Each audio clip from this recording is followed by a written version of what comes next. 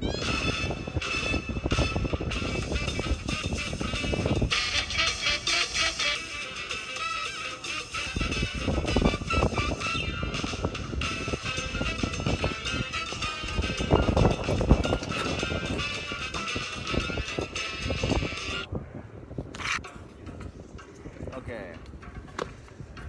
welcome to the Freaky Podcast.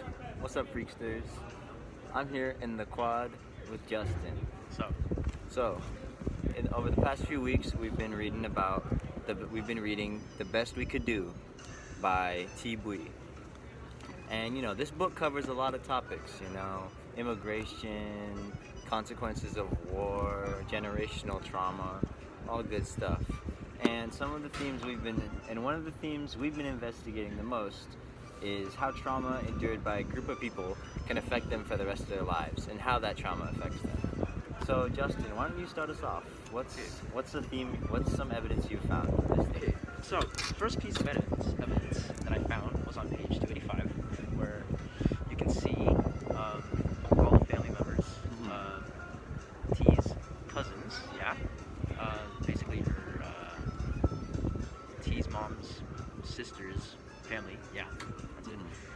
And we can see that she's comparing the families from her cousins to her family, and how the cousin's family is dressed like more fashionably and more like stylish than than Thi's family, because they've been living in Vietnam, and which they did with the war and everything. Oh my gosh, so good. And as we can see here, they're unfamiliar with the places because, they've only been here from they've only just arrived in America, and they've just they haven't really adapted. They're still in their refugee lifestyle, and you can see here that she's eating cereal out of a box because she's not used to this life that her cousins are in. Yeah, like she's not used to having milk and such. Yeah. Yeah, Pretty much. I see. So what other evidence have you found? Why don't you tell me about what graphic novel elements you think are present in this panel? So, graphic elements obviously include close-up, graphic weight, and speech bubbles. So, graphic weight is to show the I have no idea. Wait, pause. I think it I think it draws attention to them, don't you think? Yeah, You how see the bottom half of the panel is very dark, and the top half of the panel is light where they are, and it's supposed to sort of draw attention to them. Yeah. Mm-hmm. And then the long shot is to compare the families. Yeah, to show the context. Yes. And also to show the environment that they're in. Okay. And speech bubbles. Okay, so some of the evidence I've found, this is page 305. Basically, what happened in this scene is it's after Thi and her family moved to America, and after they've settled in an apartment in California, their apartment catches fire because of an oxygen explosion. And as you can see here, in this panel, it's of Thi standing, looking melancholy, looking somber, amidst all the chaos of the firefighters and the ambulances, and her house, of course, covered in smoke. But I think the text in this panel really gives the panel its meaning. It says, "This is not any particular part of my Vietnamese culture. Not any particular piece of Vietnamese culture is my inheritance. The inexplicable and extraordinary need to run when stuff hits the fan. My refugee reflex." And basically what Thi's saying in this is that through the trauma that her and her parents have experienced fleeing Vietnam, she and her family have developed sort of a very good survival instinct that is based in the trauma that they received. Some of the graphic elements that I think are used in this panel to really emphasize it, there's a lot of contrasting and graphic weight we can see. You know, as we can see, the background of this image, it's all either faded red or black, and but T's face is white, and I think this is used to sort of contrast, and her colors are more vibrant than the rest of the image, and I think this is meant to make her stand out and show that like she is like the calm amidst all the chaos, and I think.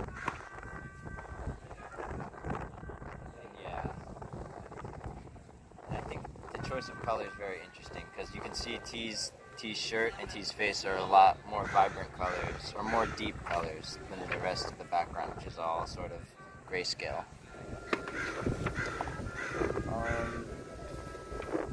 Okay, and let's move on to the second theme. So the second theme that we have in store is trauma endured by grief and affect how those people raise their children for generations to come. And so the first piece of evidence of that theme I have for you is on page 27.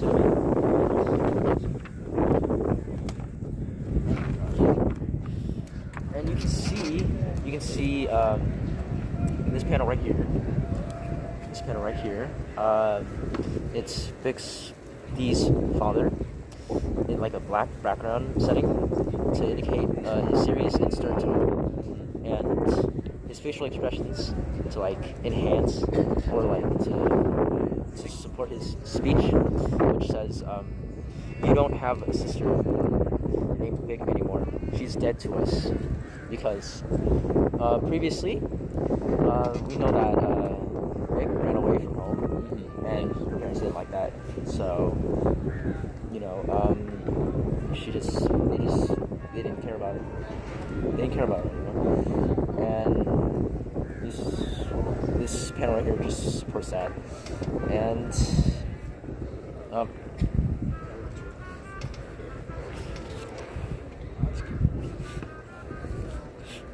just keep going, thank you. Just keep going, my brother.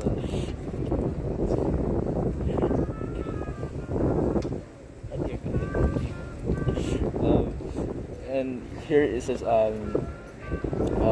just supports how trauma can affect how people raise their kids, because they've been through a lot, and they don't want anyone that they don't know.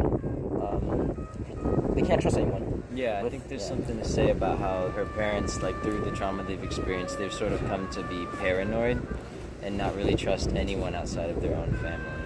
Yeah. And so I think that when Vic ran away, I think they felt like deeply betrayed. And I think that's why he showed so little compassion when he cut her off. But so it's very interesting. What type of graphic novel elements do you think are present in that to emphasize? Not just in speaking. Oh, really? Yeah, My bad. Okay. Okay. Alright, next piece of evidence. Okay. Well, my piece of evidence is all the way at the end of the book, 324. It's one of the last pages of the book where Vic is kind of reflecting on everything that she's exposed throughout the book. And I think it's really interesting. Basically, on this page, this panel shows a sort of family tree, or I guess sort of roots more. And it's sort of her talking about how she says, "How much of me is my own, and how much is stamped into my blood, bone, and predestined? I used to imagine that history had infused my parents' lives with the dust of a cataclysmic explosion, that it seeps through their skin and become part of their blood. That being my father's child, I too was a product of war, and being my mother's child, I could never measure up to her. But maybe being their child simply means I will always feel the weight of their past. Nothing that happened makes me special, but my life is a gift that is too great, a debt I can never repay." And I think this panel really shows how T's sort of reflecting, and she's wondering how much of her own identity has she actually come up with herself, and how much has just been predetermined by her parents and her life and all the things that have happened to her. And I think that this shows how the trauma that T's parents endured and that she endured, it really ties into the theme that she will always feel the weight of the past, which I interpret that as she'll always feel the weight of the trauma that she experienced in Vietnam. And yeah, I think that it shows that the trauma that her parents experienced, it carried over into almost every aspect of her life and became sort of a part of her identity. Now, some of the graphic novel elements that I think there's a lot of graphic novel elements used in this particular spread. The first of which being obviously the bleeding. There's a lot of bleeding. You know, this graphic takes up the whole page. It's really dramatic. And of course, there's Bach, and I think that's used to emphasize just sort of the existentialism of this panel, of this spread. And here we have pictures of her ancestors, and I think the years that they died. And this is sort of just to show like where she came from, and yeah.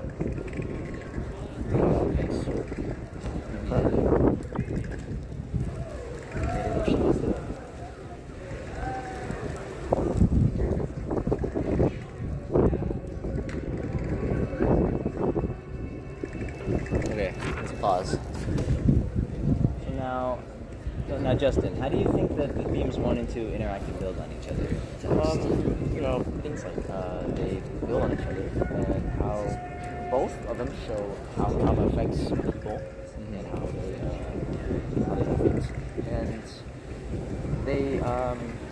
they pass down those experiences to generations, to their descendants, and in the form of their beliefs, actions, traditions, or like other rituals, like praying or like doing ritual things. Yeah, I do think that both themes sort of explore the long-lasting effects of trauma that can affect an entire family, even those that are not related to or didn't experience the trauma themselves, still feel the effects of that trauma echo down through generations. Yeah, even if it's not like the exact same experience, it's going to be some form of trauma. So I guess that's the end of our evidence segment. Yeah. I'd like to start our follow-up segment. So, what type of impressions, or like, what else do you have to share about this? How else?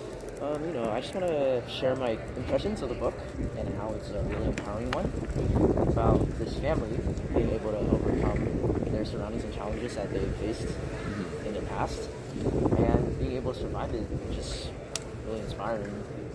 And as well as just sharing their experiences and stories. I agree. That's beautiful. How about you? What's your thought?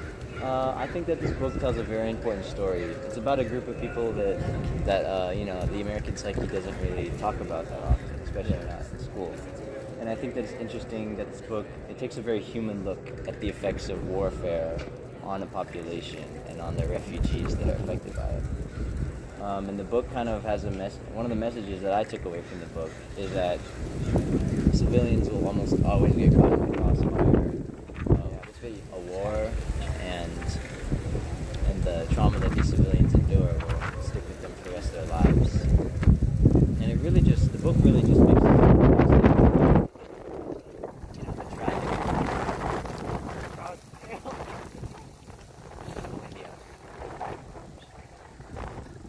What were you saying? Oh yeah, I was just saying that I just think the book really it makes a statement about how small civilians are in the grand scheme of these big wars that we learn about in history. We learn about all the big numbers and this many people died in this giant war on this day, and I think this book is one of those things that really takes a look at like on the human level who suffered and how it affected them. Yeah, and I think that's a really important story to tell. Do you have any closing remarks? No. How about you? No. This is the Freaky Podcast. Thank you for listening. We had a windy day today, but we got some good work done. And See you in the next episode. Yeah, we're signing Stay off. freaky.